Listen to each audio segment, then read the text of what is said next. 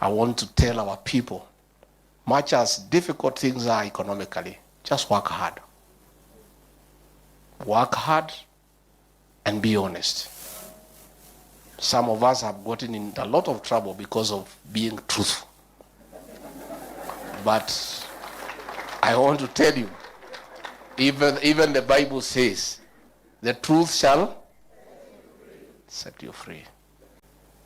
I want to tell the people of our region not to get worried. Many people are calling me, oh, what's going to happen? Please, don't worry. Our community is very unique, and many people are shocked.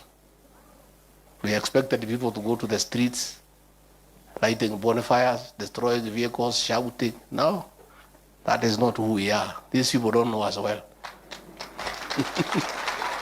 As when we feel offended, we feel bad, we keep quiet. Si ndio? Mtaendelea kunyamaza? Keep quiet. Say nothing. And if you feel so strongly you must express yourself, do it through song and dance. Si ndio? Nyimbo tu na kunyama? Kulio kaundu tuwe.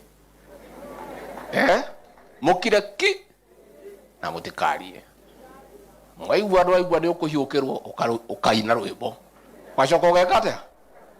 Ugakira. And that way itakuwa nzuri. The church must remain the conscience of the state, of the nation, continue talking the truth, continue telling the congregation the way things are.